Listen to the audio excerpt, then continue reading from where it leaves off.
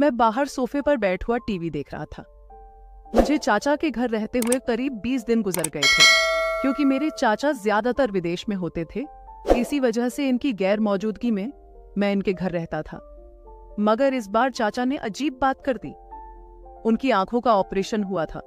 Doctor ने कहा था कि 20 दिन तक इनकी आंखों में पट्टी बंदी रहेगी और इस दौरान चाचा चाहते थे कि मैं इनके होते हुए इनके घर पर ही मौजूद रहूं, क्योंकि अब वह घर की कोई भी चीज नहीं देख सकते थे और उनकी बीवी भी अभी छोटी थी। इसी वजह से उन्होंने मुझसे मदद का कहा, लेकिन मैं नहीं जानता था कि यह मदद मुझे कितनी महंगी पड़ने वाली है। अचानक ही मोबाइल बजा देखा तो चाचा की कॉल थी। चाचा ने बताया कि मैं घर के दरवाजे के बाहर ही खड़ा हूं। मैं तेजी से गया तो चाचा अपनी 20 साल की बीवी के साथ खड़े थे। उनकी बीवी को मैं जिंदगी में पहली बार देख रहा था, क्योंकि पहले जब भी चाचा अपने घर लौट कर आते थे तब मैं यहाँ पर मौजूद नहीं होता था। उनकी बीवी को देखकर चंद लम्हों के लिए तो मैं पलक झपकना ही भूल गया था। वह बला की खूबसूरत औरत थी। इससे ज्यादा खूबसूरत औरत मैंने अपनी सारी जिंदगी में नहीं देखी थी। वह हर मर्द का ईमान डगमगाने की काबिलियत रखती थी। मेरी चाची विदेश में रहती थी। वहां पर चाचा ने इन्हें पसंद किया था और वहां पर ही इनसे शादी कर ली थी। अब इसको देखकर मुझे चाचा पर जलन महसूस हो रही थी। कैसी किस्मत पाई थी कि इतनी खूबसूरत लड़की इन्हें मिल गई। अभी भी वह मुझे अजीबोगरीब नजरों से देख रही थी। मुझसे ज्यादा देर इसकी आंखों में देखा नहीं गया। इस दौरान चाचा बार बार मेरा नाम पुकार रहे थे, लेकिन मेरा सारा ध्यान चाची पर ही था। मैंने तेजी से चाचा के सवाल का जवाब दिया और उन्हें अंदर ले गया। इस दौरान मुझे अपने कंधे पर किसी के हाथों का एहसास हुआ। जब मैंने मुड़कर देखा तो मेरी जवान चाची मुझे अजीब तरह से मुस्कुराते हुए देख रही थीं। मेरी तरफ इनकी मुस्कुराहट में हजारों तरह के सवाल थे। इनका जवाब मैं देना नहीं चाहता था, क्योंकि मुझे पता था कि अगर मैं जवाब देने के लिए राजी हो गया तो जरूर इसके हक में ही फैसला होगा, जबकि मैं नहीं चाहता था कि चाचा की मजबूरी का मैं फायदा उठाऊं। उनको लेकर मैं तेजी से घर के अंदर दाखिल हो गया। अभी मैंने उन्हें हॉल में बिठाया ही था कि मुझे अपनी चाची की आवाज सुनाई दी। समीर, जरा मुझे बताओ किचन में सामान कहाँ रखा हुआ है। उसकी बात सुनकर मेरा दिल तेजी से धड़का। मुझे कुछ गलत होने का एहसास हो रहा था। उनकी पहली नजर से ही मैं उसे पहचान गया था कि वह बिल्कुल भी ठीक औरत नहीं है। खैर, लड़का तो मैं भी ठीक नहीं था, लेकिन यहाँ पर घर की इज्जत का सवाल था। मैं घर की इज्जत पर डाका डालने वालों में से हरगिज नहीं था। इसी वजह से मैं हर मुमकिन कोशिश कर रहा था कि इससे दूर ही रहूं, मगर मैं जितना इससे दूर भागने की कोशिश करता, वह उतना ही मेरे करीब आने की कोशिश करती। मुझे तो हैरानगी हो रही थी। चाचा ने कहा, चलो जाकर अपनी चाची को बताओ। मैं खामोशी से उठा और किचन की तरफ चल दिया। अभी मैं किचन के दरवाजे पर ही खड़ा था कि सामने का मंजर देखकर मुझे लगा कि मेरे कदमों के नीचे से जमीन निकल गई हो। मैं इस मंजर से नजरें हटाना चाहता था, मगर मैं नजर हटा नहीं पा रहा था। इस वक्त मेरी 20 साल की चाची मेरी तरफ देखकर मुस्कुरा रही थी। मेरा दिल तेजी से धड़कने लगा। इससे पहले कि मैं वहां से हटता, मुझे दोबारा से उनकी आवाज सुनाई दी, अरे समीर, वहां पर क्यों खड़े हो? यहाँ पर आओ और मुझे बताओ कि सामान कहाँ पर रखा हुआ है। मेरी चाची इस अंदाज में बात कर रही थी जो इस वक्त नॉर्मल हालत में खड़ी थी। मैंने नजरें झुका लीं, क्योंकि मैं जानता था कि अगर मैं ज्यादा देर तक इन्हें देखता रहा तो मैं अपना कंट्रोल खो दूंगा, जबकि मैं ऐसा कुछ भी नहीं करना चाहता था। जब मैं इनके करीब जाकर खड़ा हुआ तो उन्होंने दोबारा से मेरे कंधे पर हाथ रखा। मेरे जिस्म को करंट लगा और मैं झटके से पीछे होकर खड़ा हो गया। मुझे देखकर वह मुस्कुराने लगी और कहने लगी, अरे तुम तो मेरी सोच से भी ज्यादा शरीफ हो। मैं तो तुम्हें बिल्कुल भी शरीफ नहीं समझती थी, बल्कि मैंने जहां तक तुम्हारे बारे में सुना था, तुम तो किसी भी लड़की को हाथ से जाने नहीं देते।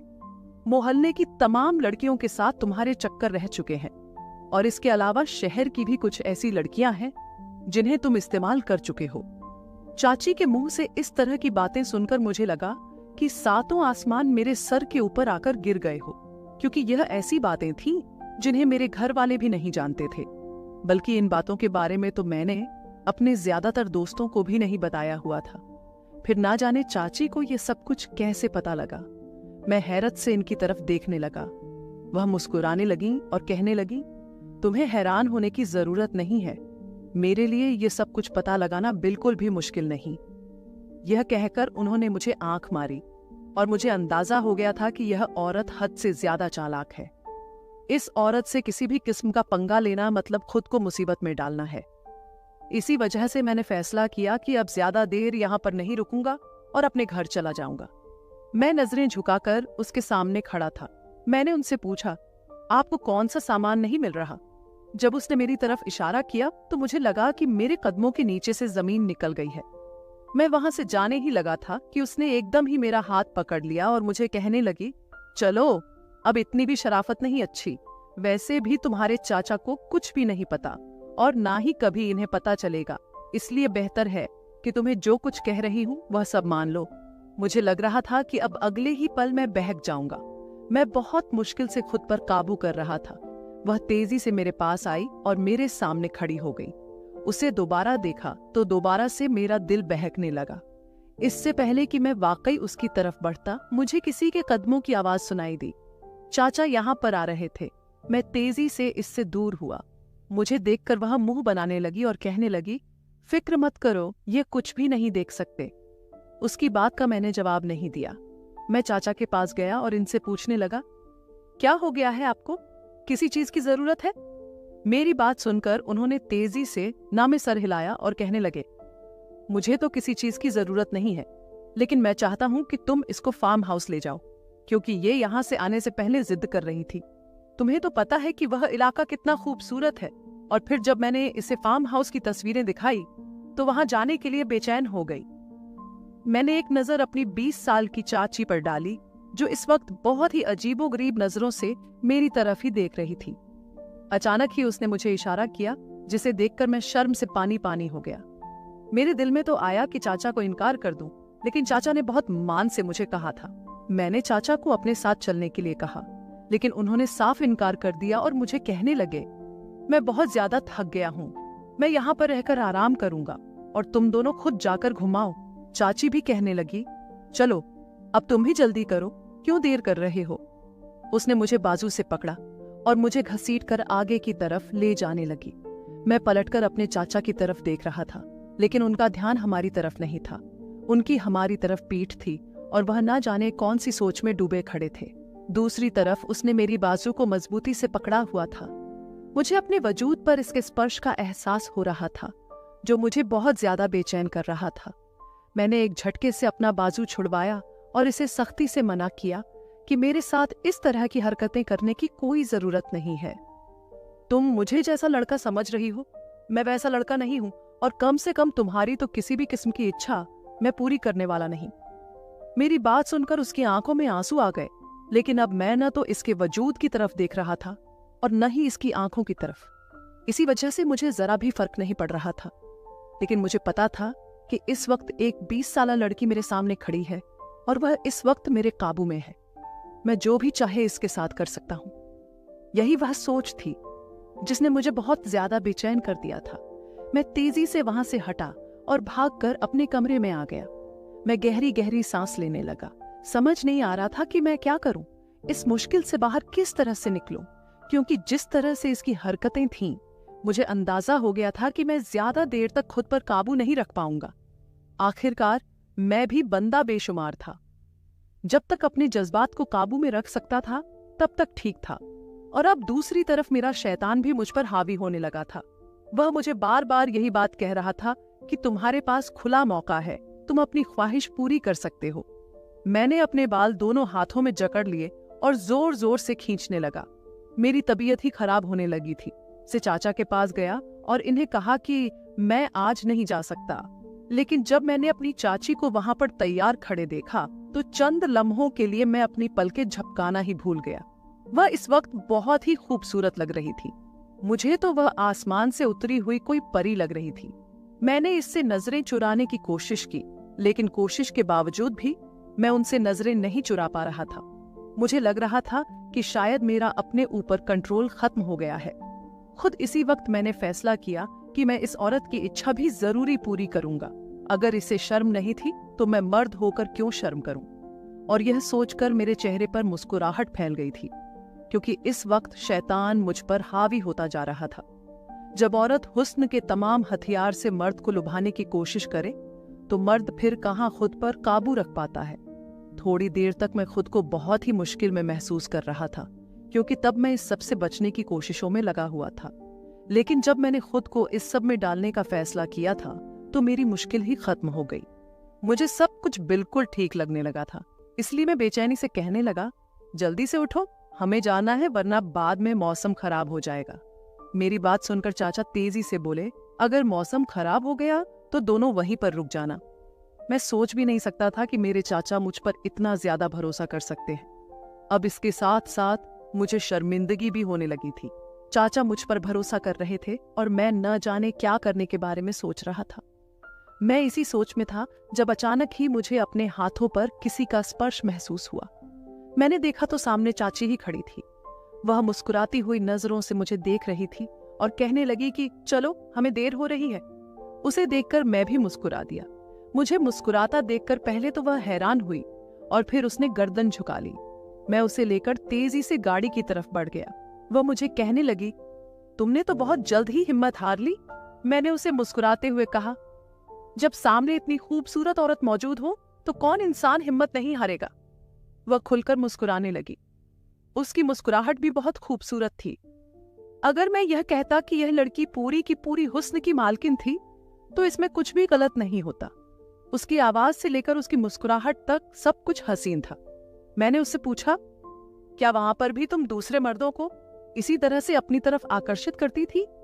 मेरी बात सुनकर पहले तो वह गुस्से से मेरी तरफ देखने लगी, थोड़ी देर बाद जोर जोर से हंसने लगी। मुझे इसकी मानसिक हालत पर शक होने लगा, क्योंकि मैंने इसे किसी भी किस्म का मजाक नहीं किया था, बल्कि मैंने इसे एक सवाल किया था जो संजीदा था।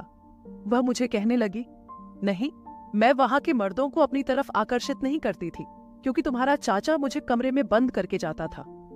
मैं हैरान रह गया और उससे पूछने लगा, ऐसा क्यों है?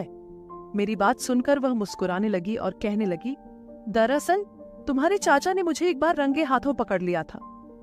मैंने उससे पूछा, फिर तुमने क्या किया? उसने कहा, करना क्या था, बस बहाना बना दिया कि वह मेरा सौतेला भाई था। तुम्हें तो पता है तुम्हारा चाचा कितना बेवकूफ इंसान है।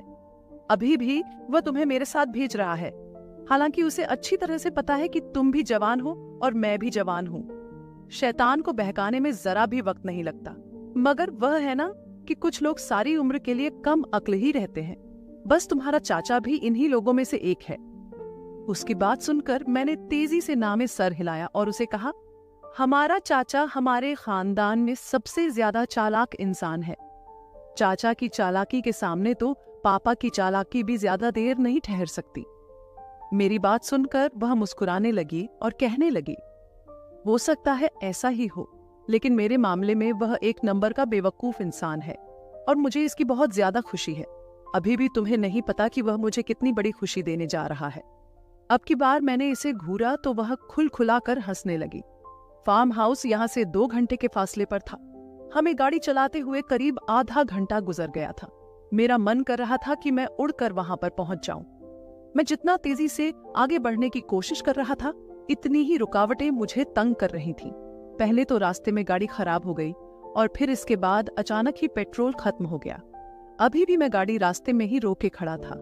चाची बेचैनी से मेरी तरफ देख रही थी और मुझे कह रही थी, ये क्या ड्रामा लगाया हुआ है तुमने? तुम्हें नहीं पता कि अब मेरा सब्र जवाब दे रहा है। मैंने उसे डांटा और कहा, मेरी अपनी भी यही हालत है, इसी वजह से मुझे बातें सुनाना बंद करो। थोड़ी देर की कोशिशों के बाद वो गाड़ी ठीक हो गई। मैंने शुक्र का सांस लिया और दोबारा से फार्म हाउस की तरफ बढ़ने लगा। जैसे ही हम वहां पर पहुंचे, मौसम अचानक से बहुत खराब हो गया। तेज बारिश होने लगी थी।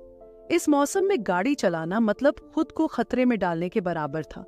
मुझे देखकर चाची मुस्कुराने लगी और कहने लगी, देखो, कुदरत भी हम पर मेहरबान हो गई है, मतलब आज हमारा दिन है। उसकी बात सुनकर मैं भी खुलकर मुस्कुराया। अभी हमें वहां पर खड़े बातें करते हुए थोड़ी ही देर हुई थी कि अचानक ही अपने पीछे किसी की मौजूदगी का एहसास हुआ। जब मैंने पलट कर देखा तो पीछे खड़े लोगों को देखकर मुझे लगा कि सातों आसमान मेरे सर के ऊपर आकर गिर गए हो। वहां पर मेरे चाचा का आधे से ज्यादा खानदान मौजूद था। हमें खड़ा देखकर मेरी नानी तेजी से आगे बढ़ी और मुस्कुराते हुए कहने लगी, अरे, तुम लोगों ने आने में इतनी ज्यादा देर क्यों कर दी?